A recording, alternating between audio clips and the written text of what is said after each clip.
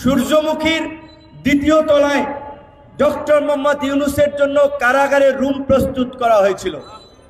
কারণ শেখ হাসিনা যে কিছুটা সিনেমা যারা হরর মুভি দেখেন বা বিভিন্ন সিনেমাগুলো দেখেন তারা জানেন, যারা স্বাভাবিকভাবেই ছোটবেলায় কিংবা তার বেড়ে ওঠাতে সে যখন এইভাবে তার পরিবারের উপরে নির্মমতা, স্বজন হারানো দেখে, এগুলো দেখে অনেক ক্ষেত্রে মানুষ সাইকো হয়ে যায়।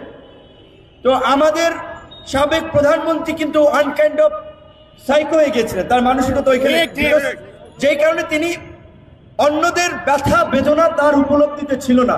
এই যে গত 16 বছরে ৩,৫০০ মানুষকে বিচার বহির্ভূতভাবে হত্যা করেছে, ৬৫০ শতাধিক মানুষকে গুম করেছে, হাজার হাজার মানুষকে পঙ্গু করেছে, এগুলো নিয়ে তার কোনো আর্তনাদ নাই। শুধু 15ই আগস্ট আসলে আমরা দেখতাম চেতনার শোকের মাস শেখ রাসেলের কথা। নুরতাজে অর্ডার করে জিতে নিন গাড়ি, বাইক, আইফোন সহ কোটি টাকার পুরস্কার। অর্ডার করতে ভিজিট করুন nurtaj.com।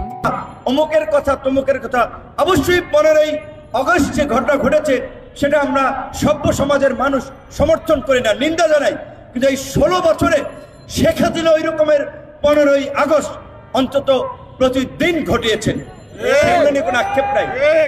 তো সেখানে তার কিন্তু খায়েশ ছিল ডক্টর মোহাম্মদ ইউনূসকে জেলে নেওয়া, খালেদা জিয়াকে জেলে নেওয়া।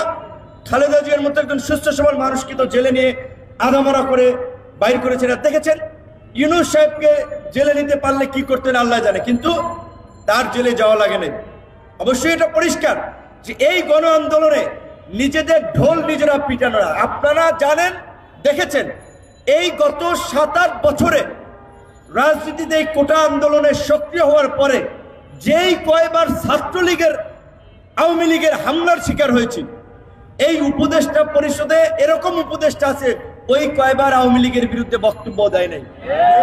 26 বার হামলার শিকার হয়েছি। পত্রিকায় কলাম লিখেছি, ইংরেজি পত্রিকায়, blessings and beating being of a DUCSU VP, search then গুগলে পাবেন। তাছাড়া আপনারা সাক্ষী।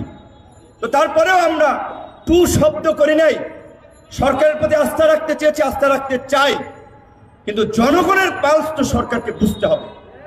আমরা অবশ্যই বলছি যে রাজনৈতিক সরকারগুলো বাংলাদেশের 5 দশকের শাসন ব্যবস্থায় আমাদের যে অভিজ্ঞতা, যেই লঙ্কায় যায় সেই রাবণ হয়। ক্ষমতায় যাওয়ার জন্য চমকপ্রদ সংস্কার কিংবা চমকপ্রদ সুন্দর সুন্দর প্রস্তাবনা বলে ক্ষমতায় গিয়ে সবাই ভুলে যায়। তো আমরা চেয়েছিলাম যে এই অন্তর্বর্তীকালীন সরকার এই রাষ্ট্রটাকে একটা মানবিক, একটা গণতান্ত্রিক, একটা জবাবদিহিতামূলক রাষ্ট্র হিসেবে প্রতিষ্ঠা করার জন্য, একটা জনবান্ধব প্রশাসন গড়ে তোলার জন্য সরকার কার্যকর কিছু সংস্কার করে তারপরে একটা গণতান্ত্রিক যাত্রার দিকে এগিয়ে যাবে। একটা অবাধ, সুষ্ঠু, নিরপেক্ষ নির্বাচন হবে, যেইখানে আম জনতা, রিকশাওয়ালা, কৃষক, শ্রমিক সকল মানুষের প্রতিনিধিত্ব থাকবে। নির্বাচনে কেন্দ্র দখল, কালো টাকা, পেশি শক্তির আধিপত্য থাকবে না। সেটা একটা রাজনীতি আমরা প্রত্যাশা করি।